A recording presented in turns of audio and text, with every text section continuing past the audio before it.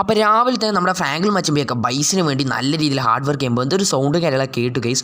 അപ്പോൾ നേരത്തെ തന്നെ വെളിയിൽ പോയി നോക്കിയപ്പോൾ സ്കുഡ് ഗെയിമിങ് കാര്യങ്ങളൊക്കെ നടക്കുന്നുണ്ടായിരുന്നു ഗൈസ്. അവിടെ നല്ല രീതിയിൽ നമ്മുടെ സിറ്റിയിലെ ചെക്കന്മാരൊക്കെ നല്ല ഇതാക്കുന്നുണ്ടായിരുന്നു. അപ്പോൾ നമ്മൾ എന്തായാലും ഉമ്മക്കാർക്ക് ഇട്ട് ഒരു പണി കൊടുക്കണം.